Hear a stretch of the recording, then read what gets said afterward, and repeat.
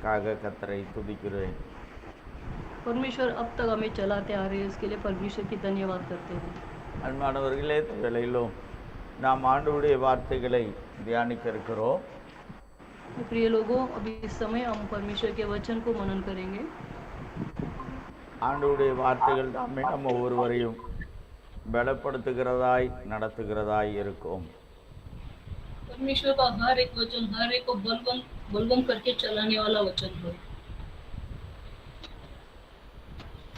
இந்த நாளிலே வேதாகமத்திலே ஆபிரகாம், ஈசாக்கு, யாக்கோபு என்கிறதான முற்பிதாக்களை குறித்து சொல்லப்பட்டிருக்கிறது. पवित्र शास्त्र में अपना पहले पिता अब्राहम, याकूब, इसहाक के बारे में लिखा गया है। அதிலே இன்றைக்கு யாக்கோபுடைய வாழ்விலே காணப்பட்ட மிக முக்கியமான ஒரு காரியத்தை நாம் தியானிக்க இருக்கிறோம். इसमें याकूब की जिंदगी में जो घटना हुआ उसके बारे में हम जानेंगे। அன்பானவர்களே, நம்முடைய இந்த வேதாகம காலத்திலே முற்பிதாவான ஆபிரகாமின் மகன் ஈசாக்காக இருந்தார். प्रिय लोगों, पहले हमारे बड़े पिता के समय अब्राहम का पुत्र ईसाक था। அவருக்கு 2 பிள்ளைகள் இருந்தார்கள், ஒன்று ஏசா, இன்னொன்று யாக்கோபு. उनको 2 पुत्र थे, एक ईसा और एक याकूब। அவர்கள் 2 பேரும் இரட்டை பிள்ளைகள். वो दोनों जुड़वे थे। ஆனால் ஏசா முந்தி பிறந்தவன், யாக்கோபு பிற்பாடு பிறந்தவன். ईसा पहला जन्म लेता है, इसके बाद याकूब का जन्म होता है। இந்த ஏசாவை குறித்து சொல்லப்பட்டிருக்கிறது, அவன் அவனுடைய தகப்பனுக்கு பிரியமாயிருந்தான், ஈசாக்குக்கு பிரியமாயிருந்தவன் என்று சொல்லப்பட்டிருக்கிறது. ईसा के बारे में इस तरह लिखा गया है, वो अपना पिता का प्रिय पुत्र। இந்த யாக்கோபு தாய்க்கு ஒரு பிரியமான பிள்ளையாய், அப்படி சில வீடுகளில் இருக்கும் அல்லவா, தகப்பன் பிள்ளை தாய் பிள்ளை என்று சொல்லி அதுபோல இருந்தவர்கள். याकूब माँ का लाडला था, जैसे कि बहुत जगह सबके घर में होते हैं, एक माँ का लाडला और एक बाप का लाडला होते हैं, उसी तरह இந்த ஏசாவுக்கு ஒரு திறமை இருந்தது, அவர் வேட்டையாடி அதில் வல்லவராக இருந்தார். ईसा के अंदर एक खूबी था, वो शिकारी था, शिकारी करने में अच्छा शिकारी करता था। ஆனால் யாக்கோபு வெளியில் போய் பழக்கமில்லை, ஒரு வீட்டுக்குள்ளேயே இருக்கிறதான ஒரு நபர். लेकिन याकूब घर के अंदर ही वो जीने वाला एक इंसान था, அம்மா கூடயே இருக்கிற ஒரு பையன். माँ के साथ ही वो रहता था। இப்படிப்பட்ட நிலையிலே ஒரு நாள் இந்த ஏசா மிகுந்த பசியோடு வேட்டையாடி விட்டு வருகிறான். देखिए, इस परिस्थिति में ऐसा शिकारी करके एकदम भूख से घर पहुंचता है। அந்த வேளையில் தானே இந்த யாக்கோபு ஒரு அழகான ஒரு கூழ் சமைத்து கொண்டிருக்கிறான். उस समय याकूब देखिए खिचड़ी पका रहा था। ஒரு நாள் அந்த ஏசாவுக்கு மிக பசியாக வந்தபடினாலே இந்த கூழை சாப்பிட வேண்டும் என்று ஆசை. தம்பி செய்து கொண்டிருந்த கூழை சாப்பிட வேண்டும். ईसा भूखा था, इसके लिए जो भाई याकूब बना रहा था वो खिचड़ी उसको खाने को बहुत मन था। அப்போ அவன் அதை கேட்கிறான், எனக்கு பசியா இருக்கிறது தம்பி, இதை கொடு என்று கேட்கிறான். ईसा अपने भाई से मांगता, मैं भूखा हूँ, मुझे थोड़ा सा ही दे दे। அப்பொழுது இந்த தம்பி யாக்கோபு கொஞ்சம் சற்று விவரமானவன். याकूब थोड़ा शाना था। அவன் சொன்னான், அண்ணா, உனக்கு இருக்கிற அந்த சேஷ்ட புத்திர பாகத்தை எனக்கு நீ விற்று போட்டால் நான் இதை தருகிறேன் என்றான். तो याकूब ये कहता है कि शाना बनकर जो भैया आपका जो प्रॉपर्टी में जो दुगना भाग है वो मुझे दे देगा तो मैं तुझे दूंगा। அன்பானவர்களே, இந்த சேஷ்ட புத்திர பாகம் என்றால் என்ன என்பதை உங்களுக்கு சொல்லுகிறேன். दुगना भाग वो क्या होता है मैं आपको बताता हूँ। அதாவது பிள்ளைகளுக்கு, ஆண் பிள்ளைகளுக்கு அந்த நாட்களிலே சொத்தை பகிர்ந்து கொடுப்பார்கள். क्योंकि उन दिनों में लड़के जो वारिस है उनको उन दिनों में अपना दौलत वो बांट के देते हैं। ஆனால் இந்த மூத்த பிள்ளைக்கு என்ன செய்வார்கள் என்றால், அந்த பகிர்ந்து கொடுப்பதிலே ஒரு பங்கு கூடுதலாக கொடுப்பார்கள். उन जनों में ऐसा एक आदत था कि जो बड़ा लड़का है उसको 2 भाग मिलता था। அப்படி அந்த மூத்த பிள்ளைக்கு அப்படி ஒரு சேஷ்ட புத்திர பாகம் என்கிறதான ஒரு பங்கு இருந்தது. ऐसा बड़ा लड़के को श्रेष्ठ भाग करके एक भाग देते थे। அதனால என் தம்பி என்ன பிளான் பண்ணான்னா, நீ அந்த பங்கை எனக்கு குடுத்துட்டியன்னா, நான் இப்போ உனக்கு கூழ் தந்துர்றேன். तो याकूब ये पूछता वो भाग मुझे दे दे तो मैं खिचड़ी तुझे दूंगा। இந்த ஏசாவுக்கு பசியோ அதிகம். அதனால சரி பரவாயில்ல நான் தந்துர்றேன், எனக்கு கூழ் கொடு அப்படின்னு சொல்லி வாங்கி சாப்பிட்டு விட்டான். तो ईसा को भूख ज्यादा लगा था इसके लिए वो बोल देता है कि हाँ ठीक है मैं दे देता हूँ, मुझे थोड़ा सा खिचड़ी दे दे। இப்படி ஒரு சம்பவம் நடந்திருக்கிறது. ऐसा एक संभव होता है। அப்புறம் இறுதியாக அந்த ஈசாக்கு நல்ல வயது சென்றவராய் இருந்தார். ईसा की भी उम्र ज्यादा हो गया था। அவர்களுடைய அந்த ஈசாக்குடைய மனைவி ரெபெக்காள் அவர்களும் வீட்டிலே இருந்தார்கள். ईसा का पत्नी रेबेका वो भी घर पर थी। ஒரு சூழ்நிலையிலே இந்த ஈசாக்கு ஏசாவை கூப்பிடுகிறார், அதாவது மூத்த மகனை கூப்பிடுகிறார். एक समय पे ईसा को बुलाते हैं। எனக்கு வயதாகிவிட்டது, நான் உன்னை ஆசீர்வதிக்கிறேன், நீ வேட்டையாடி நன்றாக சமைத்து கொண்டு வா என்கிறார். वो अपने बेटे से कहता है मैं उम्र मेरा ज्यादा हो गया, तू शिकारी करके अच्छा शिकारी करके मेरे लिए बना के लाना। இதுக்கு பேர் தகப்பனுடைய ஆசீர்வாதம். इसका नाम है पिता का आशीर्वाद। அந்த நாட்களிலே அப்படிப்பட்டதான ஒரு ஆசீர்வாதம் இருந்தது. தகப்பன் தன்னுடைய மரண காலங்களுக்கு முன்பாக தன்னுடைய பிள்ளையை ஆசீர்வதிக்கிற பழக்கம் இருந்தது. उन जमाने में ये था कि जब पिता का उम्र हो जाता है लड़के को आशीष करना, वैसा एक टाइम था। இதை இந்த ரெபெக்காள் மனைவி அவர்கள் கேட்டுக்கொண்டிருக்கிறார்கள். रेबेका उनकी पत्नी वो सुन रही थी। இப்பொழுது ஏசா வேட்டையாட போய்விட்டான். ऐसा चला गया शिकार करने में। ரெபெக்காள் உடனே தன்னுடைய அந்த இரண்டாவது மகனாகிய யாக்கோபை அழைத்து, तो रेबेका जो अपना छोटा पुत्र याकूब को बुलाकर, உன்னுடைய அப்பா இப்படி சொல்லி இருக்கிறார், அதனால நீ மந்தையிலிருந்து நல்ல கொழுமையான இதெல்லாம் கொண்டு வா, நான் உனக்கு சமைத்து தருகிறேன், நீ ஏசாவை போல வேஷம் மாறி ஆசீர்வாதத்தை நீ வாங்கிக்கொள் என்று அந்த தாயார் சொல்லுகிறார். याकूब को अपनी माँ कहती है कि तू तुम्हारे पिताजी ने ऐसा ऐसा कहा है, तू जाकर अच्छे से बकरी को लेकर आ, उसको मैं पका कर दूंगी, अपने पिता को तू देना और वो आशीष तुम ले लेना। இந்த யாக்கோபுக்கு ஒரு பயம் இருக்கிறது. याकूब को एक डर था, அப்பா கண்டுபிடிச்சிட்டா என்ன செய்யறது, तो पिताजी को मालूम पड़ जाएगा तो क्या होगा। அப்புறம் ஆசீர்வாதத்துக்கு பதிலா சாபத்தை கொடுத்துறாருன்னா என் வாழ்க்கை நல்லா இருக்காதே. आशीर्वाद के बदले श्राप दे देंगे तो मैं तो बर्बाद हो जाऊंगा। உடனே அந்த அம்மா இல்லை பரவாயில்ல நீ பயப்படாத, நீ கொண்டு வா, நான் உனக்கு சமைச்சு தரேன், நீ போய் ஆசீர்வாதத்தை வாங்கிக்கன்னு சொல்றாங்க.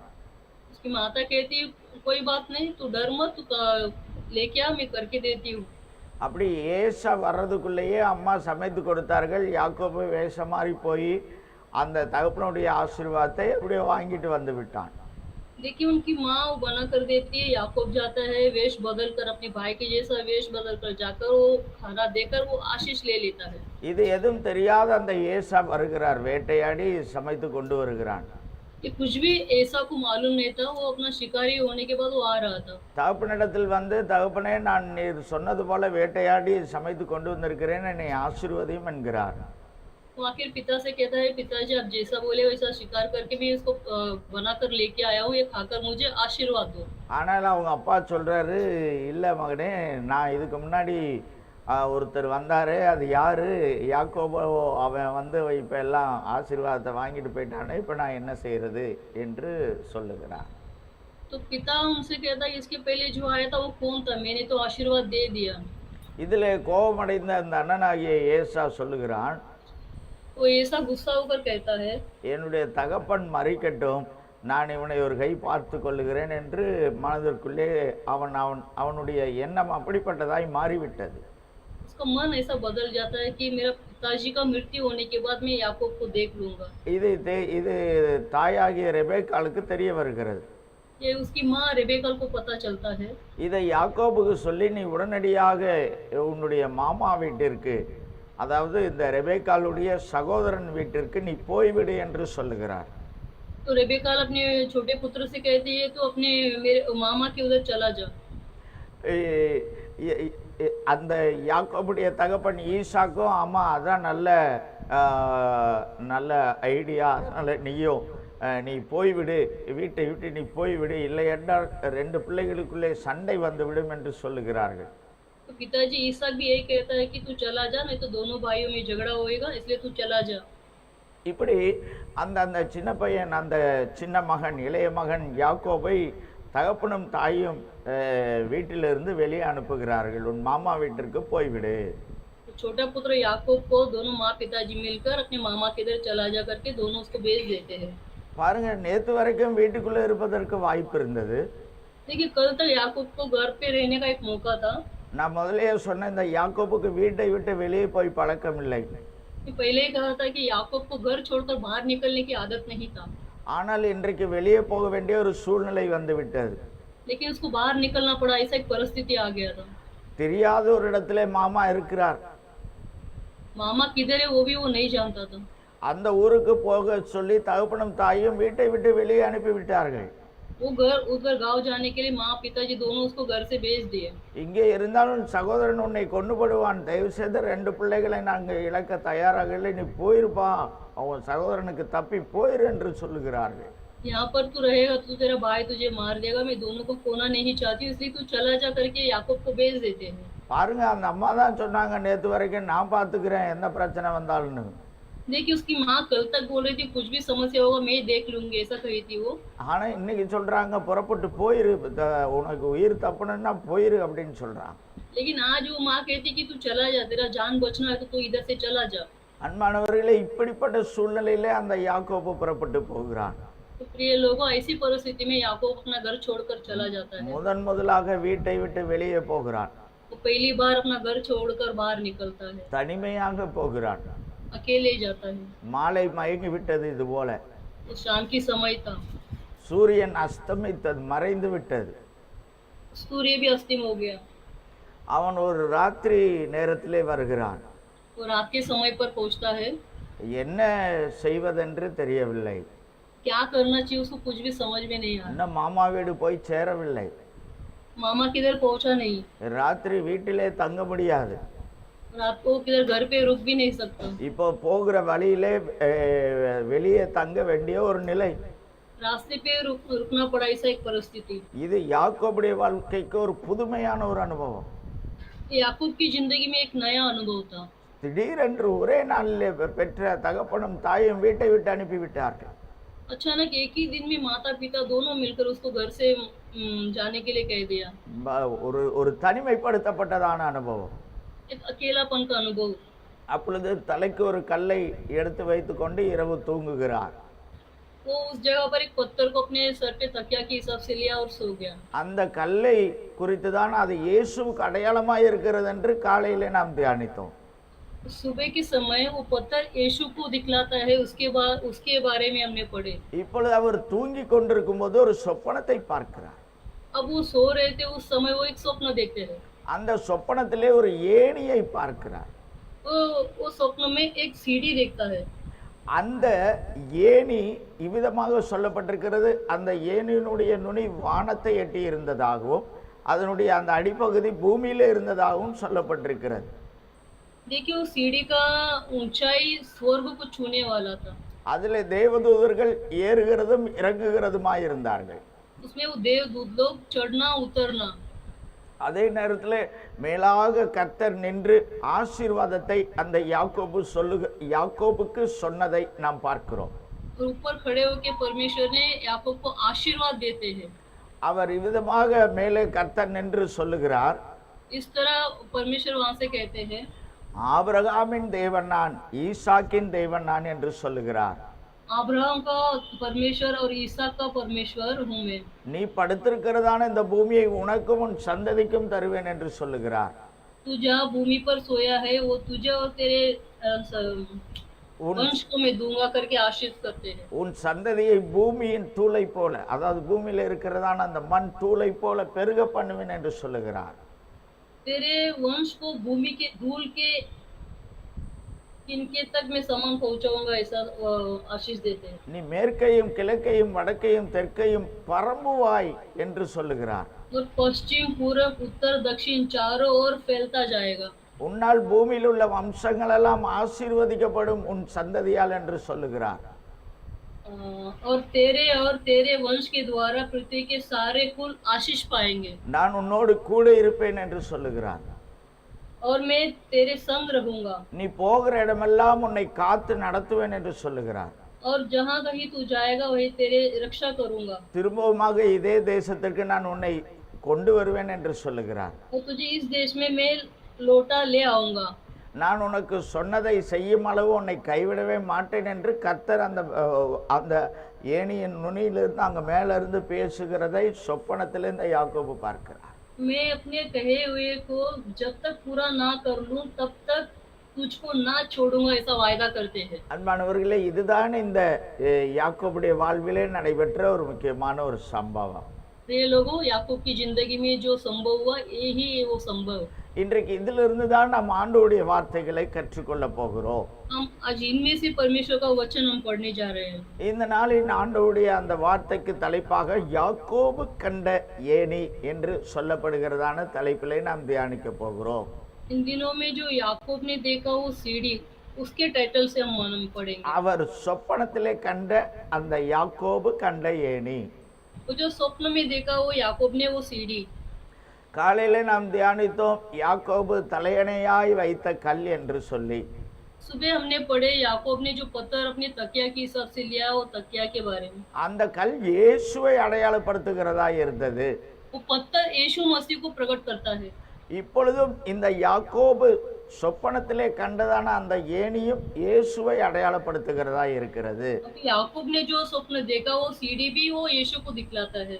அப்படி இயேசுவை அடையாளப்படுத்துகிறதான அந்த ஏணியாகிய யாக்கோபு கண்ட அந்த ஏணி அதன் மூலமாக சொல்லப்படுகிற காரியங்களை நாம் இன்று கற்றுக்கொள்ள போகிறோம். जो याकूब ने देखा सीढ़ी जो यीशु को प्रकट करता है उसके बारे में हम मनन करेंगे. பாருங்க, இயேசுவை அடையாளப்படுத்துகிறதான இந்த ஏணி. देखिए यीशु को प्रकट करने वाला ये सीढ़ी. அதிலே நாம் முதலாவது ஒரு வசனத்தை ஹிந்தியிலே வாசிக்க கேட்கலாம். इसमें हम पहला एक वचन को हिंदी में पढ़ेंगे. யோவான் 1 அதிகாரம் 51வது வசனம். योवान पहला अध्याय 51 वचन. फिर उससे कहा, मैं तुमसे सच सच कहता हूँ कि तुम स्वर्ग को खुला हुआ और परमेश्वर के स्वर्गदूतों को मनुष्य के पुत्र के ऊपर उतरते और ऊपर जाते देखोगे. இந்த வசனத்திலே விதமாக நாம் வாசிக்க கேட்டோம். ये वचन में हम इस तरह पढ़ते हुए सुने. இங்கே இயேசுவே சொல்லுகிறார், यहाँ पर यीशु कहता है வானம் திறந்திருக்கிறதையும் जो स्वर्ग खुला हुआ தேவதூதர்கள் மனுஷகுமாரனிடத்திலிருந்து ஏறுகிறதையும் இறங்குகிறதையும் நீங்கள் காண்பீர்கள். स्वर्ग दूत मनुष्य के पुत्र के ऊपर उतरते और ऊपर जाते देखोगे. இங்கே மனுஷகுமாரன் என்று இயேசு தன்னை குறித்து சொல்லுகிறார். यहाँ पे मनुष्य के पुत्र यीशु अपने बारे में कहता है. அன்றைக்கு யாக்கோபு கண்ட அந்த சொப்பனத்திலும் ஏணி வைக்கப்பட்டிருந்தது. याकूब ने जो स्वप्न देखा उसमें सीढ़ी रखा हुआ था. அங்கேயும் இதே போல தேவதூதர்கள் ஏறுகிற இறங்குகிற காட்சி காணப்பட்டது. वहाँ पर उस स्वप्न में भी स्वर्ग दूत लोग वो ऊपर उतरते और ऊपर जाते देखा गया. அப்ப பாருங்க, இந்த ஏணி ஆண்டவராகிய இயேசுவை அடையாளப்படுத்துகிறதா இருக்கிறது. देखिए सीढ़ी यीशु मसीह को प्रकट करता है. இதிலிருந்து 3 காரியங்களை நான் உங்களுக்கு சொல்லுகிறேன். इसमें से 3 कार्यों को मैं आपको बताता हूँ. இதை நன்றாக கவனிக்கும்படி அன்போடு கேட்கிறேன். अच्छे से ध्यान देने के लिए मैं प्यार से विनती करता हूँ. இந்த காரியங்கள் நம்முடைய வாழ்க்கைக்கு மிகுந்த ஆசீர்வாதமாய் இருக்கும். ये कार्य हमारे जीवन के लिए बड़ा आशीष बनेगा. அப்ப பாருங்க, இயேசுவை அடையாளப்படுத்துகிறதான இந்த ஏணி, देखिए यीशु को प्रकट करने वाला ये सीढ़ी. முதலாவது அந்த ஆதியாகமம் 28 அதிகாரம் 12வது வசனத்திலே சொல்லப்பட்டிருக்கிறது. देखिए उत्पत्ति का पुस्तक 28वां वचन 12वां वचन में ये कहा गया है. நான் அந்த யாக்கோபு கண்ட அந்த சொப்பனத்தை உங்களுக்கு சொன்னேன். जो याकूब ने स्वप्न देखा उस स्वप्न को मैंने आपको बताया. அதிலே ஒரு ஏணி வைக்கப்பட்டிருந்தது. उसमें एक सीढ़ी रखा गया था. அந்த ஏணி பூமியிலே வைக்கப்பட்டிருந்தது. वो सीढ़ी पृथ्वी में रखा गया था. அதனுடைய நுனி வானத்தை எட்டி இருந்தது. और उसका ऊंचाई आसमान तक था. பொதுவாக நம்ம ஏணிகளை நாம் பார்த்திருப்போம். हम बहुत सारा सीढ़ी को देखे हैं. அப்ப பாருங்க, அதற்கு கீழே அது வைக்கப்பட்டிருக்கிற ஒரு இடமும் இருக்கும். वो जहाँ पर रखते हैं वो एक जगह भी होता है, அது முடிகிறதான ஒரு இடமும் இருக்கும். वो जहाँ पे अंत होता है वो भी जगह होता है, எல்லா ஏணியிலுமே அது இருக்கும். वो सब सीढ़ी में होता है। அது ஆரம்பிக்கிற ஒரு இடம் உண்டு, वो शुरुआत की एक जगह, அது முடிகிறதான ஒரு இடம் உண்டு. वो अंत की एक जगह होता है। அதுபோல இந்த யாக்கோபு கண்ட சொப்பனத்திலே இந்த ஏணி பூமியிலே ஆரம்பித்து उसी तरह याकूब ने जो स्वप्न में देखा वो सीढ़ी जो पृथ्वी में आरंभ होकर அது வானத்தை எட்டி இருந்தது. वो आकाश में अंत हुआ था। அது ஆண்டவராகிய இயேசுவுக்கு அடையாளமாய் இருக்கிறது. वो यीशु मसीह का प्रकट है। ஆண்டவராகிய இயேசு கிறிஸ்து இந்த பூமிக்கும் வானத்திற்கும் இணைக்கிறதான ஒரு ஏணியாக இருக்கிறார். यीशु मसीह ये पृथ्वी और आसमान को जोड़ने वाला एक सीढ़ी है। அந்த யாக்கோபு கண்ட ஏணியும் அப்படிப்பட்டதாக இருந்தது. வானத்தையும் பூமியையும் இணைக்கிறதான ஒரு இணைப்பாக இருந்தது. याकूब ने जो सीढ़ी देखा वो भी पृथ्वी को और स्वर्ग को जोड़ने वाला एक सीढ़ी था। அதுபோலதான் ஆண்டவராகிய இயேசு கிறிஸ்து இந்த நாம் வாழ்கிற இந்த பூமியையும் அந்த பிதாவானவர் தேவனானவர் வீற்றிருக்கிறதான அந்த வானத்தையும் இணைக்கிறவராய் இருக்கிறார். उसी तरह हम जो जी रहे हैं पृथ्वी और पिता परमेश्वर स्वर्ग ये दोनों जोड़ने वाला यीशु मसीह उसी तरह है। பாருங்கள், ஆதியிலே தேவன் மனுஷனை உண்டாக்கினார். देखिए आरंभ में परमेश्वर ने मनुष्य को बनाया। அந்த ஆதாம் ஏவாள் அவர்கள் தேவனால் உண்டாக்கப்பட்டவர்கள். आदम एवाल परमेश्वर से बनाया हुआ है। அவர்கள் பாவம் செய்தபடினாலே தேவனுடைய அந்த உறவில் இருந்து அவர்கள் பிரிக்கப்பட்டார்கள்.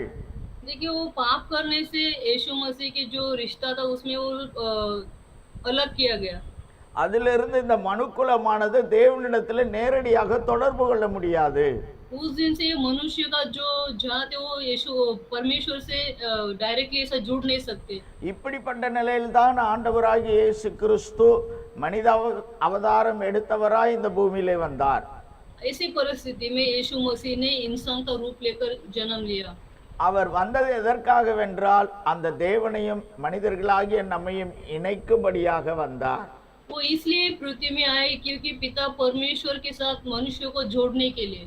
அதனாலதான் ஆண்டவராகிய இயேசு கிறிஸ்து சொல்லுகிறார், इसलिए यीशु मसीह कहते हैं, யோவான் 14ஆம் அதிகாரம் 6வது வசனத்திலே பார்க்கிறோம். योवान 14 अध्याय 6 वचन में देखते हैं, நானே வழி என்று சொல்லுகிறார்.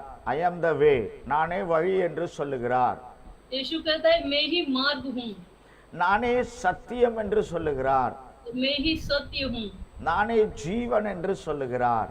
मैं ही जीवन हूँ, என்னை அல்லாமல் ஒருவனும் பிதாவின் இடத்தில் வர முடியாது என்று சொல்லுகிறார். बिना मेरे दूसरा कोई पिता के पास नहीं पहुँच सकता। அப்ப பாருங்க, ஆண்டவராகிய இயேசு கிறிஸ்து பிதாவை தேவனை இணைக்கிறதான ஒரு ஏணியாக இருக்கிறார். देखिए यीशु मसीह पिता के साथ हमें जोड़ने वाला एक सीढ़ी है। இந்த இயேசு மூலமாக, இந்த ஏணியாகிய இயேசு மூலமாக நாம் பிதாவினிடத்தில் தொடர்பு கொள்ள முடியும். देखिए यीशु मसीह वो सीढ़ी के द्वारा हम पिता परमेश्वर के साथ हम जुड़ सकते हैं। நம்முடைய தேவனாகிய கர்த்தர் அந்த பிதாவானவர் மிகவும் பரிசுத்தமுள்ளவர். क्योंकि हमारा पिता परमेश्वर पवित्र है। அவர் மிகப்பெரிய தேவன், வல்லமை உள்ளவர். वो सर्व सामर्थ्य परमेश्वर है। அவரை எளிதில் யாரும் நெருங்கிவிட முடியாது. उनके पास कोई भी ऐसे ही नहीं पहुंच सकता। அவரை யாரும் கண்டதும் இல்லை. उनको कोई देखा तक नहीं। அப்படி கண்டால் அவர்கள் உயிரோடு இருக்க முடியாது. और जो देखेगा वो जिंदा नहीं रह पाएगा। அப்படி வல்லமையுள்ள தேவன். वैसा शक्तिमान एक परमेश्वर है। ஆனால் அவரை காணும்படியாக, அவரோடு இருக்கும்படியாய், அவரை ஆராதிக்கும்படியாய், அவரை பணிந்து கொள்ளும்படியாய் ஒரு நல்ல வழியாகத்தான் இயேசு நமக்கு இந்த பூமியிலே வந்தார். देखिए उनको देखने के लिए, उनकी आराधना करने के लिए, उनकी महिमा करने के लिए, उनके साथ हमें जोड़ने के लिए यीशु मसीह सीढ़ी बनकर दुनिया पर आए। அப்ப பாருங்க, இந்த இயேசுவின் வழியாக நாம் பிதாவாகிய தேவனை தொட முடியும், அவரிடத்திலே நாம் நெருங்க முடியும். देखिए यीशु के द्वारा ही हम परमेश्वर के साथ मेल मिलाप हो सकता है। ஏனென்றால் இந்த மனுக்குலம் பாவம் செய்து அந்த தேவனுக்கும் அந்த மனிதனுக்கும் உள்ளதான உறவு பிளவு ஏற்பட்டது.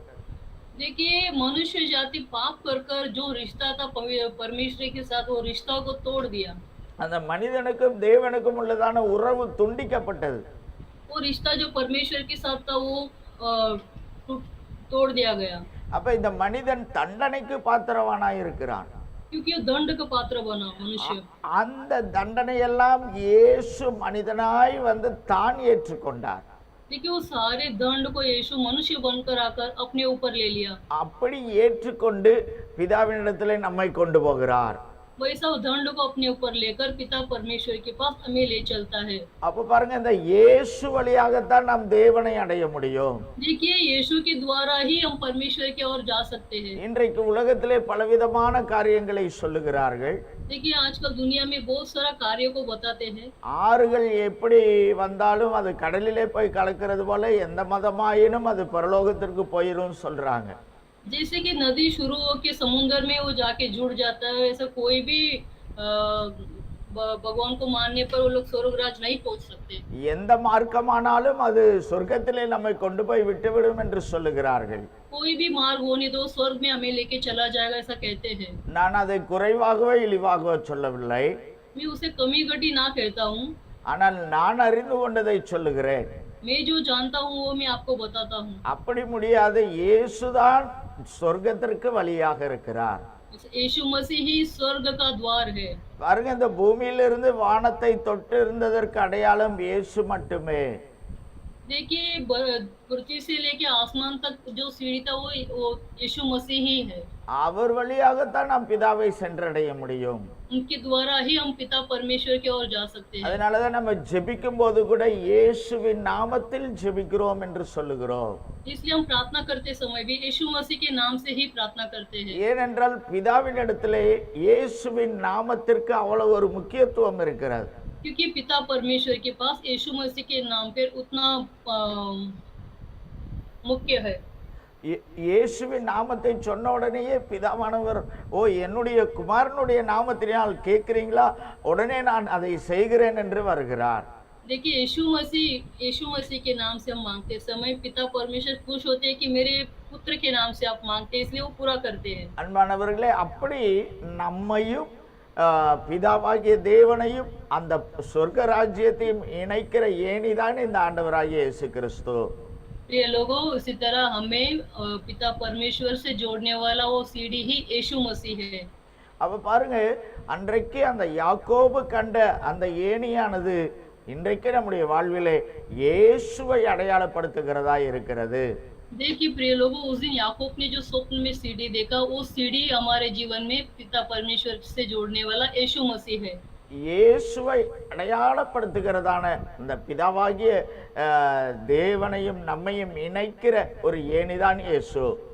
देखिए पिता परमेश्वर के साथ हमें जोड़ने वाला सीढ़ी ही यीशु मसीह है। அப்ப பாருங்க, இணைக்கும் ஏணியாக இயேசு கிறிஸ்து இருக்கிறார். देखिए जोड़ने वाला सीढ़ी यीशु मसीह है। இரண்டாவது ஒரு காரியத்தை உங்களுக்கு சொல்லுகிறேன். दूसरा एक कार्य को मैं बताता हूँ। இந்த யாக்கோபு கண்ட அந்த சொப்பனத்திலே அந்த ஏணியை குறித்து இவ்விதமாய் சொல்லப்பட்டிருக்கிறது. जो याकूब ने स्वप्न में वो सीढ़ी देखा, वो सीढ़ी के बारे में इस तरह लिखा गया है। அந்த ஏணியிலே தேவதூதர்கள் ஏறினார்கள், இறங்கினார்கள். वो सीढ़ी पे देवदूत लोग चढ़ रहे थे, उतर रहे थे। அப்படிப்பட்டதான ஒரு காட்சியை அந்த யாக்கோபு பார்க்கிறார். वैसा कार्य को याकूब देखता है। இப்ப பாருங்க, இந்த காட்சி யாக்கோபுக்கு மிக முக்கியமானதா இருக்கிறது.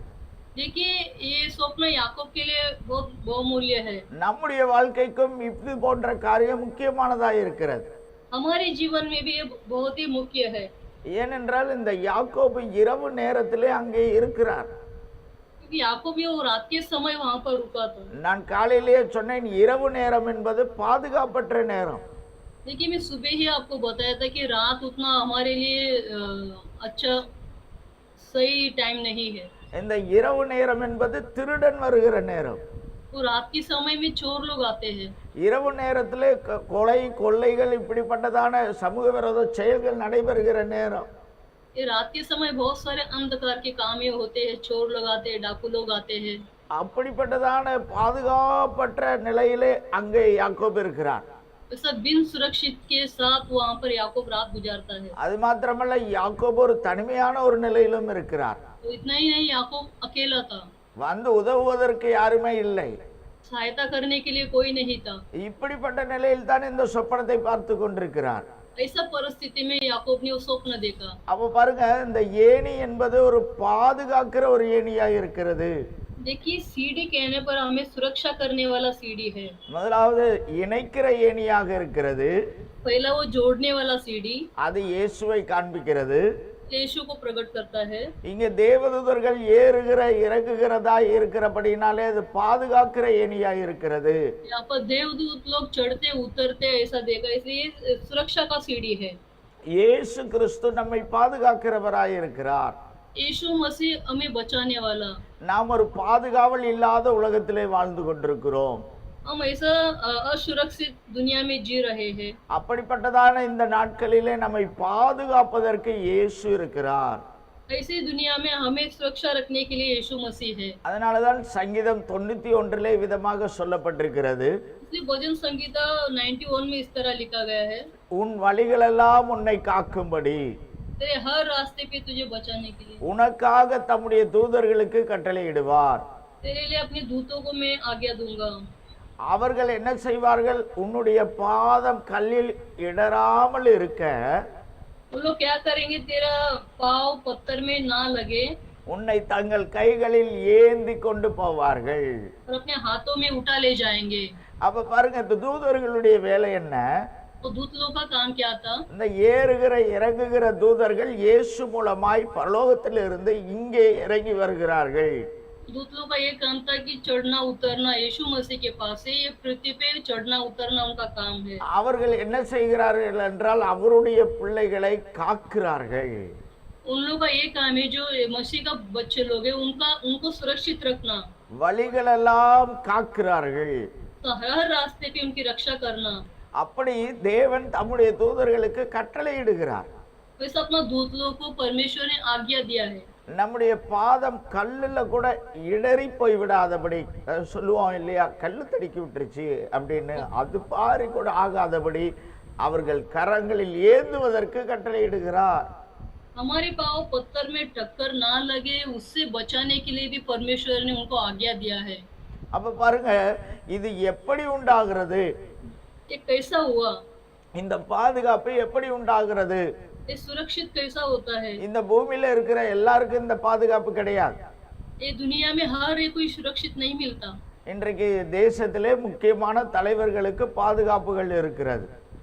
देखिए देश में बड़े बड़े नेता लोगों को ये सुरक्षित होता है। கடந்த நாட்களில் இந்த பாதுகாப்புகளை குறித்தெல்லாம் நான் சில காரியங்களை பார்த்தேன். कई दिनों में ये सुरक्षा के बारे में मैं कई कार्यों को देखा, மிக ஆச்சரியமாய் இருக்கிறது. एकदम आश्चर्य हो गया। ஒவ்வொரு தேச தலைவர்களுக்கும் அந்தந்த தேசம் கொடுக்கிறதான பாதுகாப்பு மிக ஆச்சரியமாய் இருக்கிறது. हर एक ही देश के बड़े अधिकारी लोगों को उनका सुरक्षा में सुनकर आश्चर्य हुआ। குறிப்பாக நீங்கள் எல்லாரும் அறிந்திருக்கலாம், देखिए आप जान सकते हैं, அமெரிக்க அதிபருக்கு இருக்கிறதான பாதுகாப்பு தான் உலகிலே மிக சிறந்தது என்று சொல்லப்படுகிறது.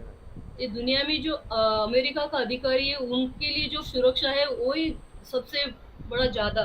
இப்படி இந்த உலகத்திலே இருக்கிறதான அந்த தலைவர்களுக்கு, ஆளுகையில் இருக்கிறவர்களுக்கு பாதுகாப்பு இருக்கிறது. जैसे अधिकारी सारे लोगों को ये दुनिया में सुरक्षा है, ஆனால் ஒரு சாதாரண மனிதர்களாகிய நமக்கு என்ன பாதுகாப்பு இருக்கிறது? इस साधारण मनुष्यों को क्या सुरक्षा है? அதுபோலதான் ஆண்டவராகிய இயேசு கிறிஸ்துவை ஏற்றுக்கொண்ட பிள்ளைகளுக்கு ஒரு விசேஷித்தமான பாதுகாப்பு இருக்கிறது. उसी तरह जो यीशु मसीह को ग्रहण किया उसके लिए एक विशेष सुरक्षा है। இது எல்லாருக்கும் கிடைப்பதல்ல. ये सभी लोगों को नहीं मिलता। இது அமெரிக்க அதிபராக இருந்தாலும் கிடைக்காது. जो अमेरिका का अधिकारी को भी नहीं मिलेगा। அவர் ஒருவேளை இயேசுவின் பிள்ளையா இருந்தா கிடைக்கும்.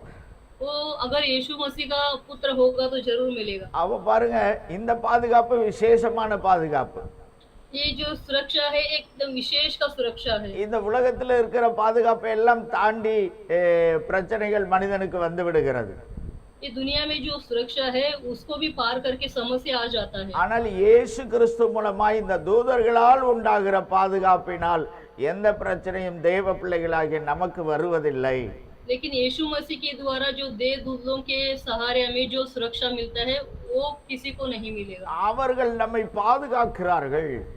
वो हमें सुरक्षित रखते हैं। நீங்கள் வழியில எங்க போனாலும் சரி, आप लोग रास्ते में कहीं भी चलेंगे तो भी உங்களுக்கு பாதுகாப்பதற்கு தேவ தூதர்கள் இருக்கிறார்கள். आप लोग को सुरक्षा रखने के लिए देवदूत लोग हैं। இவ்விதமாக சொல்லுவதை நான் கேள்விப்பட்டிருக்கிறேன். इस तरह कही हुई बातें मैं सुना हूँ। அந்த தேவதூதர்கள் வழியெங்கிலும் நின்று நம்மை காவல் பண்ணுகிறார்கள். तो देवदूत लोग हम किधर भी जाते रास्ते पे खड़े होके हमारी सुरक्षा के लिए खड़े रहते हैं। அதான் நம்ம இங்க பார்க்கிறோம், வழிகளெல்லாம் உன்னை காக்கும்படி. वही हम यहाँ पढ़ते हैं, हर रास्ते में तुझे सुरक्षा करने के लिए। இன்னைக்கு பாருங்க, அரசியல் இந்த ஆளுகையில் இருக்கிறதான தலைவர்கள் சாலை வழியாக போகும்போது வழியெல்லாம் பாதுகாப்பவர்களுக்கு. अधिकारी लोग जब रोड पर चलते हैं देख सकते हैं कि उनके सुरक्षा के लिए कितने लोग खड़े रहते हैं। அவர்கள் போகிறதான அந்த பாதை முழுவதும் முன்னாகவே அதை ஆய்வு செய்து அங்கே காவலர்களை நிறுத்துகிறார்கள். पहले से ही रास्ते पे सैनिक लोगों को खड़े कर देते हैं उनकी सुरक्षा के लिए। அதுபோக அந்த தலைவர்கள் போகும்போது அவர்களோடு கூட அந்த கண்மாய், அந்த பாதுகாவலுக்கான வாகனங்கள் செல்லுகிறது. उतने अधिकारी लोग जब चलेंगे उनके साथ वो वाहन भी उनके साथ चलता है। இதை விட மேலாக தேவ பிள்ளைகளாகிய நாம போகிற வருகிற எல்லா இடங்களிலும் தேவதூதர்கள் இருக்கிறார்கள். इससे भी ऊंचा जो मसीह के बच्चे लोग जहाँ पर चलते हैं उनको रक्षा करने के लिए देवदूत लोग खड़े रहते हैं। இந்த உலகத்தில் பார்க்கிறதான இந்த காவல் படைகளை விட தேவதூதர்கள் வல்லமையானவர்கள்.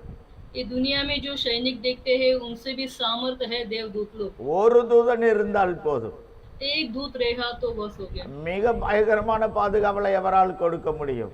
एकदम भयंकर से सुरक्षा में दे सकता है। ஒருவனும் நம்மை தொட முடியாது. कोई भी हमें नहीं छू सकता। அப்படி வழிகளெல்லாம் பாதுகாவல் தருகிறதான தூதர்களை இயேசு மூலமாய் நாம் பெற்றிருக்கிறோம். वैसा हर रास्ते में सुरक्षा के लिए यीशु मसीह के द्वारा वो स्वर्गदूत को हम पाए हैं। அப்படிப்பட்டதான ஒரு பாதுகாவலை இயேசுவின் பிள்ளைகளாகிய நாம் பெற்றிருக்கிறோம். वैसा एक सुरक्षा यीशु मसीह के बच्चे हम पाए हैं। இங்கே சொல்லப்பட்டிருக்கிறது, அவர்கள் தங்கள் கைகளில் ஏந்துகிறார்கள். यहाँ पर ऐसा लिखा गया वो अपने हाथों में तांगते हैं। ரிஸ்கான இடத்துல கையில தூக்கிட்டு போயிடுவாங்க. जो रिस्क है वो जहाँ पर अपने हाथों पे उठा लेते हैं। அப்படிப்பட்டதான பாதுகாவலை இயேசு கிறிஸ்து மூலமாக அவருடைய பிள்ளைகளாகிய நமக்கு வைத்திருக்கிறார். वैसा सुरक्षा यीशु मसीह के द्वारा उनके बच्चे हमें रखा है। அப்ப பாருங்க, இந்த பாதுகாக்கும் ஏணியாக இயேசு கிறிஸ்து இருக்கிறார். देखिए सुरक्षा की सीढ़ी बनकर यीशु मसीह है। அவர் மூலமாக அந்த தூதர்கள் ஏறுகிறதும் இறங்குகிறதுமாய் இருக்கிறார்கள். उनके द्वारा वो देवदूत लोग चढ़ना उतरना है। அது மாத்திரமல்ல, இன்னொரு காரியத்தை கூட இதுல இருந்து சொல்லுகிறேன். उतना ही नहीं, मैं और एक कार्य इसमें से बताता हूँ। அப்ப பாருங்க, சில நேரங்களில் நம்முடைய மாநிலத்தில் கூட இப்ப அந்த வெள்ளப்பெருக்கங்கள் எல்லாம் ஏற்பட்டிருக்கிறது. देखिए अभी इस टाइम में अपने एरिया महाराष्ट्र में भी बाढ़ की कई जगह पर संभव है। இப்படி சில இடங்களில் இந்த வெள்ளப்பெருக்கங்கள் ஏற்பட்டிருக்கிறதை நாம் பார்க்கிறோம், கேள்விப்பட்டிருக்கிறோம். कई जगह पे वो बाढ़ की संभव हुआ है, हमें अभी जाने। அப்போ அந்த அந்த வெள்ளத்திற்குள்ளாக சிக்கிக்கொண்ட மனிதர்களை காப்பாற்ற வேண்டும். जो बाढ़ में फंसे वो लोगों को बचाना है। நிலத்தின் வழியாய் அங்க அந்த உள்ள போவதற்கான வழியே இல்லை. तो धरती में जाने के लिए जगह रास्ता ही नहीं, சுற்றிலும் வெள்ளம் அடித்து போய் கொண்டிருக்கிறது. क्योंकि चारों ओर बाढ़ से भरा हुआ था। அப்போ அங்கே ஒரு மனிதன் தவித்து கொண்டிருக்கிறான் என்று வைத்துக் கொள்வோம். देखिए ऐसा समझ लीजिए एक बाढ़ में एक इंसान फंस गया। நாம கேள்விப்பட்டிருக்கிறோம், நானும் கேள்விப்பட்டிருக்கிறேன். हम सुने हैं। பாருங்க, ஹெலிகாப்டர் மூலமாக அந்த மனிதனை காப்பாற்ற முயற்சிப்பார்கள். देखिए हेलीकॉप्टर के द्वारा वो मनुष्य को बचाने की कोशिश करते हैं। அப்ப அந்த ஹெலிகாப்டர்ல இருந்து ஒரு லேடர் இறக்குவார்கள், ஏணியை இறக்குவார்கள். वो हेलीकॉप्टर के द्वारा एक सीढ़ी को उतारते हैं। அந்த அந்த ஏணியை அவர்கள் பிடித்து கொண்டால் அதன் வழியாக அவர்கள் அந்த ஹெலிகாப்டர்ல ஏறி பாதுகாக்கப்படுகிறார்கள். हाँ, वो सीढ़ी के द्वारा अगर वो पकड़ लेगा तो उस पर चढ़कर वो बचाया जाता है। அதுபோலதான் இந்த ஆண்டவராகிய இயேசு கிறிஸ்து நம்மை பாதுகாக்கிறவராய் இருக்கிறார். उसी तरह यीशु मसीह हमें भी सुरक्षा रखता है। இந்த சரீர பிரகாரமான பாதுகாப்பு மட்டுமல்ல, इस शरीर का केवल सुरक्षा नहीं, நம்முடைய உள்ளத்தையும் நம்முடைய ஆத்மாவையும் அவர் பாதுகாக்கிறார். हमारे आत्मा को भी वो सुरक्षित रखता है। அப்படி பாதுகாக்கிற ஏணியாக அவர் அடையாளப்படுத்தப்படுகிறார். उस सुरक्षा की सीढ़ी को प्रकट करता है। அப்ப பாருங்க, அந்த யாக்கோபு கண்ட ஏணி இயேசுவை அந்த இணைக்கிற ஏணியாய் காண்பிக்கிறது. देखिए याकूब ने जो सीढ़ी देखा, यीशु के साथ हमें जोड़ने वाला वो सीढ़ी देखा। இரண்டாவதாக பாதுகாக்கிற ஏணியாய் இருக்கிறது. दूसरा सुरक्षा का सीढ़ी। கடைசியாக ஒரு காரியத்தை நாம் பார்க்க இருக்கிறோம். आखिरी एक कार्य को हम देखेंगे। பாருங்க, அந்த கனவிலே அந்த சொப்பனத்திலே யாக்கோபு பார்க்கிறார். देखिए उस स्वप्न में याकूब देखता है, அதற்கு மேலாக கர்த்தர் நிற்கிறார். उसके ऊपर परमेश्वर खड़ा है। அவர் சொல்லுகிறார், நீ படுத்திருக்கிற பூமியை உனக்கும் உன் சந்ததிக்கும் தருவேன். जो सोया है वो जगह तुझे और तेरे वंश को मैं दूंगा। இப்ப ஒண்ணுமே இல்ல. अभी कुछ भी नहीं है। அந்த யாக்கோபுட்ட இப்ப ஒண்ணுமே கிடையாது. याकूब के पास उस समय कुछ नहीं था। நல்லா யோசிச்சு பாருங்க, அண்ணனை ஏமாத்தி ஒரு பாகத்தை வாங்கி வச்சிருக்கிறான், இப்ப அது இல்ல. अच्छी तरह से याद कीजिए, जो अपने भाई को फंसाकर जो उसने लिया वो अभी उसके हाथ में नहीं था। அப்பாவை ஏமாத்தி அண்ணனுக்கு போக வேண்டிய ஆசீர்வாதத்தை இப்ப வாங்கி வச்சிருக்காரு, இப்ப அது இல்ல. देखिए पिताजी को भी फंसाकर जो आशीर्वाद उसने लिया वो भी अभी उसके साथ नहीं था। இப்ப அந்த தகப்பன் கூட இல்ல, अभी वो पिता भी नहीं है, அந்த தாய் கூட இல்ல, कि माँ भी नहीं। அவர் இருந்ததான வீட்டுல இப்ப இல்ல. वो जहाँ घर पे रुका था वो घर भी नहीं। இப்ப பாருங்க, எதிர்காலம் எப்படி இருக்குன்னு சொல்ல முடியாது.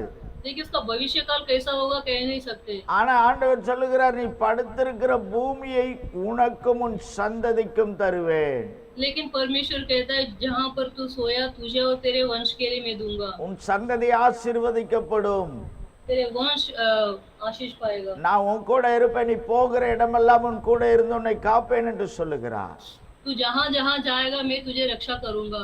அப்ப இப்ப ஒண்ணுமில்லாம இருக்கிறதான அந்த யாக்கோபு, अभी उसके पास कुछ नहीं याकूब के पास। ஆனால் ஒரு பெரிய ஒரு ஆசீர்வாதத்தை அந்த யாக்கோபுக்கு அந்த ஏணியின் மூலமாக அங்கே கர்த்தர் என்று சொல்லுகிறதை பார்க்கிறோம். लेकिन इतना बड़ा आशीर्वाद वो सीढ़ी के द्वारा वहाँ पर परमेश्वर उनको देता है। அப்ப பாருங்க, இது மூன்றாவது இந்த ஏணி சொல்லுகிற ஒரு காரியம் என்னவென்றால், तीसरा ये सीढ़ी किसको प्रकट करता है? ஒரு உயரத்தை தொட வைக்கிறதான ஏணி. एक ऊंचाई को छूने वाला सीढ़ी। அப்ப பாருங்க, இணைக்கிறதான ஏணி, देखिए जोड़ने वाला सीढ़ी, பாதுகாக்கிறதான ஏணி, सुरक्षा की सीढ़ी, இப்பொழுது உயரத்தை தொட வைக்கிற ஏணி. अभी ऊंचाई को छूने वाला सीढ़ी। பொதுவாக நம்ம ஏணியை அதற்காக பயன்படுத்துகிறோம். हम सीढ़ी किसके लिए वापरते हैं? இப்ப கை கட்டுற தூரமா இருந்தா அப்படியே பிடிச்சு எடுத்துடலாம். अपना हाथ पहुंचेगा तो अपने हाथ से हम निकाल सकते हैं। ஆனா இது பாருங்க, உயரத்தை தொட வேண்டும் என்றால் ஒரு ஏணியை வைத்துதான் மேலே ஏறி போக வேண்டும். लेकिन ऊंचाई पे कुछ लेना है तो सीढ़ी के द्वारा ही हम ले सकते हैं। அப்படி இந்த யாக்கோபுடைய வாழ்விலே கர்த்தர் ஒரு உயரத்தை வைத்தார்.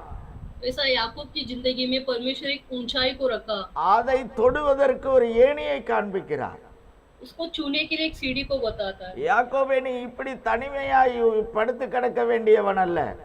याकूब तो इधर अकेले में सोने वाला इंसान नहीं। உன் தகப்பன் உன்னை கைவிட்டிருக்கலாம், तेरा पिताजी तुझे छोड़े होंगे, உன் தாய் உன்னை கைவிட்டிருக்கலாம், माताजी छोड़े होंगे, உன்னுடைய வீட்டார் உன்னை வெறுத்திருக்கலாம், तेरे घर वाले नफरत किए होंगे, உன்னுடைய எதிர்காலம் சந்தேகத்திற்குரியதாய் இருக்கலாம்.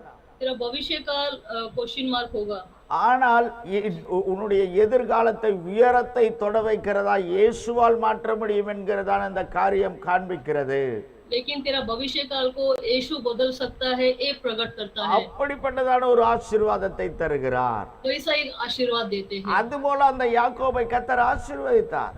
उसी तरह याकूब को आशीर्वाद भी दिया। அதுபோல அந்த யாக்கோபின் சந்ததியை கர்த்தர் ஆசீர்வதித்தார். ऐसा याकूब को वंश को भी आशीष किया।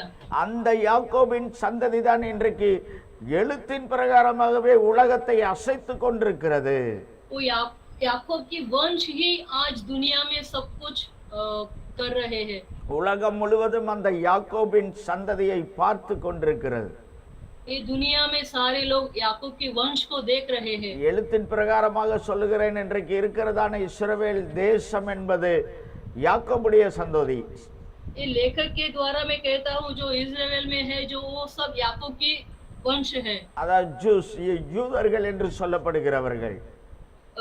यहूदी लोग है वो याकूब का वंश लोग है। பாருங்கள், அவர்கள் ஞானத்தில் இன்றைக்கு சிறந்தவர்களாய் இருக்கிறார்கள், ज्ञान में सबसे ऊंचा, அறிவில் சிறந்தவர்களாய் இருக்கிறார்கள். बुद्धि में सबसे ऊंचे लोग। சின்ன ஒரு நாடுதான். तो छोटा देश है। நீங்க வேர்ல்டு மேப்ல ரொம்ப நேரம் தேடினாதான் இஸ்ரேலை பார்க்க முடியும். मैप में हम ज्यादा देर ढूंढने से ही वो इजराइल देश को देख सकते हैं। மற்ற நாடுகளைப் போல அது பெரிய ஒரு நாடல்ல. वो बाकी देशों से वो बड़ा नहीं है। ஆனால் அப்படிப்பட்ட சூழ்நிலையிலே वैसा परिस्थिति में அந்த தேசத்தையும் அநேகர் வியந்து பார்த்து கொண்டிருக்கிறார்கள். ऐसे परिस्थिति में भी इजराइल को सब आश्चर्यचकित से देख रहे हैं। ராணுவ பலம்னா அங்கதான் இருக்கு. सैनिक का बल भी वहीं पे है। விஞ்ஞானத்துல வளர்ந்த நாடுவோ அதுதான் இருக்கு. साइंटिस्ट भी वहीं है। அநேக கண்டுபிடிப்புகளை உடைய நாடா இருக்கிறது. अद्भुत काम करने वाला देश वही है। அநேக தேசங்கள் அந்த இஸ்ரவேலை பார்த்து பயந்து கொண்டிருக்கிறது. अनेक देश इजराइल देश को देखकर डर रही है। காரணம் என்னவென்றால் அன்றைக்கு கர்த்தர் இந்த இஸ்ரவேலை இந்த யாக்கோபை ஆசீர்வதித்தது. कारण ये है कि यीशु परमेश्वर ने इजराइल को उस दिन याकूब को आशीष दिया। உயரத்தை தொட வைக்கிறதான ஏணி, ऊंचाई को छूने वाला सीढ़ी। அது மாத்திரமல்ல, அதாவது மாம்ச பிரகாரமாக, அதாவது எழுத்தின் பிரகாரமாக அந்த தேசம் ஆசீர்வதிக்கப்பட்டது. उतना ही नहीं, लेखक के द्वारा वो देश आशीष पाया। ஆனால் ஆண்டவராகிய இயேசு கிறிஸ்து மூலமாக நாம் எல்லாரும் அந்த ஆசீர்வாதத்தை பெற்றிருக்கிறோம். लेकिन यीशु मसीह के द्वारा हम सब वो आशीष को पाए हैं। அதைவிட சிறந்த ஆசீர்வாதம் நமக்கு இருக்கிறது. उससे भी अच्छा आशीर्वाद हमें है। உயரத்தை தொட வைக்கிறவர், ऊंचाई को छूने वाला। இன்றைக்கு பார்க்கலாம், நாம் வெறுமையாக்கப்பட்டவர்களாய் இருக்கலாம். आज हमारे पास शायद कुछ नहीं हो सकता। நம்முடைய உறவினர்களால் புறக்கணிக்கப்பட்டவர்களாய் இருக்கலாம். हमारे रिश्तेदारों से संबंध टूटे हुए ऐसा हाल। வெறுக்கப்பட்டவர்களாய் இருக்கலாம். नफरत किया हुआ हाल। அற்பமாய் எண்ணலாம். तुच्छ मानना। நம்மை அசட்டை பண்ணுகிறதான அந்த ஒரு மாதிரி எளிமையான நிலையில நாம் காணப்படலாம். एक अपमान के रूप में हम दिखाई दे सकते हैं। ஆனால் ஆண்டவராகிய இயேசு கிறிஸ்துவாகிய அந்த ஏணி நம்மை உயரத்தை தொட வைக்கிறவராய் இருக்கிறார். लेकिन यीशु मसीह वो ऊंचाई को हमें छूने वाला है। यीशु मसीह இந்த உலக பிரகாரமான ஆசீர்வாதங்களையும் தந்த உயரத்தை தொட வைக்க அவரால் முடியும். पृथ्वी का आशीष भी देकर हमें ऊंचाई पे लेके जा सकते हैं। இந்த உலகத்தால் தர முடியாதான மேலான ஆசீர்வாதத்தையும் இயேசுவால் தர முடியும். ये जो दुनिया दे नहीं सकती वैसा ऊंचाई का आशीष भी हमें दे सकता है। அப்படிப்பட்டதான உயரத்தை தொட வைக்கிறதான ஏணி, वैसा ऊंचा को छूने वाला सीढ़ी, அதுதான் அன்றைக்கு யாக்கோபு கண்ட ஏணி. वही उस दिन याकूब ने देखा वो सीढ़ी। அந்த யாக்கோபு கண்டதான ஏணி இயேசுவை அடையாளப்படுத்துகிறது. याकूब ने जो देखा सीढ़ी वो यीशु को प्रकट करता है। அது இணைக்கிற ஏணியாய் இருக்கிறது. वो जोड़ने वाला एक सीढ़ी है। பரலோகத்தையும் தேவனையும் நமக்கு இணைக்கிறதாய் இருக்கிறது. स्वर्ग को और पिता परमेश्वर को जोड़ने वाला। அடுத்ததாக பாதுகாக்கிற ஏணியாய் அந்த இயேசு கிறிஸ்து இருக்கிறார். दूसरा सुरक्षा करने वाला वो सीढ़ी यीशु मसीह। நம்முடைய சகல ஆபத்துகளிலிருந்து நம்மை அவர் பாதுகாக்கிறார். हमें सारे आपद से बचाने वाला यीशु मसीह। கடைசியாக நம்ம பார்த்தோம், உயரத்தை தொட வைக்கிற ஏணியாய் இயேசு கிறிஸ்து இருக்கிறார். आखिरी में हमने देखी ऊंचाई को छूने वाला सीढ़ी यीशु मसीह। இந்த வார்த்தைகளினாலே கர்த்தர் நம் ஒவ்வொருவரையும் ஆசீர்வதிப்பாராக. इन वचनों से परमेश्वर हम हर एक को आशीष நாம் देंगे। கண்களை மூடி ஆண்டவரை நோக்கி பார்த்து ஜெபிக்கலாம். आंखें बंद करके परमेश्वर और देखकर प्रार्थना ஒவ்வொருவரும் करेंगे। இன்றைக்கு கேட்டதான அந்த வார்த்தைகளை ஆண்டவர் சமூகத்திலே அப்படியே சற்று நேரம் தியானித்து ஜெபிக்கலாம். हर एक लोग ने जो ये बातें वचन सुनी परमेश्वर के समुख में अर्पण करके प्रार्थना करें। பாருங்கள், நம்மை தேவனிடத்திலே இணைக்கிறதான ஏணியாய் இயேசு இருக்கிறார். देखिए परमेश्वर के साथ हमें जोड़ने वाला सीढ़ी यीशु मसीह है। அந்த பரலோகத்திற்கு வழியாக இயேசு இருக்கிறார். स्वर्ग का द्वार यीशु मसीह है। அது மாத்திரமல்ல, நம்மை பாதுகாக்கிறவராய் இருக்கிறார். इतना ही नहीं हमें सुरक्षित करने वाला यीशु मसीह। நம்முடைய வாழ்விலே ஒரு உயரத்தை தொட வைக்கிறவராய் இருக்கிறார். हमें जीवन में ऊंचाई तक लेने वाला यीशु मसीह। அந்த ஆண்டவராகிய இயேசு கிறிஸ்து இன்றைக்கு நம்முடைய வாழ்விலே கிரியை செய்கிறவராய் இருக்கிறார். वो यीशु मसीह हमारे जीवन में क्रिया करने वाला यीशु मसीह है। அவர் சொன்ன வார்த்தைகள் மாறாதவைகள். उनका बात कभी नहीं बदलता। எப்படி அந்த சொப்பனம் நிச்சயமாய் நிறைவேறி அந்த யாக்கோபின் சந்ததி இன்றும் நாம் பார்க்கிறபடி ஆசீர்வதிக்கப்பட்டிருக்கிறதோ, जैसा वो स्वप्न पूरा होकर याकूब का जो वंश आशीष पाया हुआ आज भी हम देख रहे हैं। அந்த ஏணி அடையாளப்படுத்துகிறதான இயேசு நம்மையும் இன்று ஆசீர்வதித்து நடத்த வல்லவராய் இருக்கிறார். जो सीढ़ी को प्रकट करने वाला यीशु मसीह हमें भी आशीष देने के लिए सामर्थ है। அவருடைய கரத்தில் நம்மை தருவோமா? उनके हाथों में हमें सौंपेंगे। நிச்சயமாக அவர் நம்மை ஆசீர்வதித்து நடத்துவார். निश्चय से हमें वो आशीष करके चलाएंगे। எங்கள் பரலோக பிதாவே, हे परलोक पिता, இந்த நல்ல நேரத்திற்காக உமக்கு ஸ்தோத்திரம். ये अच्छे समय के लिए आपकी स्तुति करते हैं। இந்த நாளிலும் உம்மை நாங்கள் பாட ஆராதிக்க மகிமைப்படுத்த கர்த்தர் தந்த நேரத்திற்காய் ஸ்தோத்திரம். इन दिनों में आपको गीत गाकर आराधना करने के लिए जो समय आपने दिया इसके लिए धन्यवाद देते हैं। எங்கள் ஆராதனையிலே தேவன் மகிமைப்பட்டீரே, அதற்காக ஸ்தோத்திரம். मैं आराधना में परमेश्वर महिमा पाए उसके लिए स्तुति करते हैं। இந்த ஆராதனை முழுவதும் உம்முடைய கிருபை இருந்ததற்காக ஸ்தோத்திரம். आराधने में आपका कृपा था इसके लिए धन्यवाद करते हैं। அருமையான வார்த்தைகளை இந்த நாளிலே தியானித்தோம் ஆண்டவரே. अच्छा वचन को हमने मनन किया इसके लिए धन्यवाद करते हैं। அந்த யாக்கோபு வைக்கப்பட்டதான அந்த கடுமையான சூழ்நிலையிலே அவர் கண்டதான அந்த ஏணியை, சொப்பனத்தில் கண்ட அந்த ஏணியை குறித்து நாங்கள் பார்த்தோம். याकूब की ऐसा परिस्थिति में जो स्वप्न देखा वो सीढ़ी के बारे में हमने मनन किया। அந்த ஏணி உம்மை, ஆண்டவராகிய இயேசுவை உம்மை அடையாளப்படுத்துகிறதா இருக்கிறது. वो सीढ़ी यीशु मसीह आपको प्रकट करता है। நீர் எங்களையும் தேவனையும் இணைக்கிறவராய் இருக்கிறீர். अब हमें और परमेश्वर को जोड़ने वाला यीशु मसीह है। பரலோகம் கொண்டு செல்லுகிறவராய் இருக்கிறீர். स्वर्ग ले जाने वाला यीशु मसीह है। பாதுகாக்கிறவராய் இருக்கிறீர். रक्षा देने वाला यीशु मसीह है। எங்கள் வாழ்விலே ஒரு ஆசீர்வாதத்தை தந்து உயரத்தை தொட வைக்கிறவராய் இருக்கிறீர். हमारे जीवन में आशीष देकर ऊंचाई को हमें छूने लेके जाने वाला यीशु मसीह है। அன்பு தகப்பனே, இந்த ஆராதனையில பங்கு பெற்ற எல்லாரையும் ஆசீர்வதியும். प्रिय पिता, आराधना में जो भी भाग लिया सबको आशीष दो। எல்லாரோடும் உம்முடைய கிருபை இருப்பதாக. हर एक के साथ आपका कृपा உம்முடைய रहने पाए। பிள்ளைகளுடைய மனநிலைகள், எண்ணங்கள் எல்லாவற்றையும் தேவன் ஆண்டவரே நிறைவேற்றுவீராக. आपके बच्चे के जो मन का आशा है सबको पूर्ति कीजिए परमेश्वर। வேண்டுதல்கள், தேவைகள் எல்லாவற்றையும் தேவன் சந்திப்பீராக. की सारी जो मांगे हैं आप पूरी कीजिए। தேவநாமம் மகிமைப்படுவதாக. आपके नाम की महिमा हो। அன்பின் ஆண்டவரே, இந்த நாளிலே இந்த ஆராதனைக்காய் உதவி செய்த, பாடல் பாடிய ஒவ்வொருவரையும் கர்த்தர் ஆசீர்வதியும். प्रिय पिता, ये आराधना में जो भी गीत गा के महिमा किया सबको आशीष करो। இன்னுமாக ஆராதனை நடத்த உதவி செய்ததான சகோதரை கர்த்தர் ஆசீர்வதியும். आराधना चलाने के लिए सहायता किया वो भाई को आप आशीष कीजिए। டிரான்ஸ்லேட் செய்ததான சகோதரி அவர்களை கர்த்தர் ஆசீர்வதிங்க ஆண்டவரே. ट्रांसलेट की वो बहन को भी आशीष कीजिए இன்னும் அதிகமான கிருபைகளை தந்து இந்த ஊழியத்தில் இன்னும் பயன்படுத்துவீராக. और अधिक अधिक कृपा देके आपका இந்த ஆராதனையிலே தேவநாமம் தொடர்ந்து மகிமைப்படுவதாக. ये आराधना में आपके नाम की और महिमा होने पाए। இன்னும் அநேகர் பங்கு பெற்று ஆண்டவரே உம்முடைய நன்மைகளை பெற்றுக்கொள்வார்களாக. अनेक लोग इसमें भाग लेकर आपकी भलाई पाने पाए। உம்முடைய வல்லமையுள்ள கரத்திலே தருகிறோம். इस सामर्थ हाथ पे सौंपते हैं प्रभु। இயேசுவின் நாமத்தில் ஜெபிக்கிறோம் நல்ல பிதாவே. यीशु मसीह के नाम से प्रार्थना करते प्रिय पिता।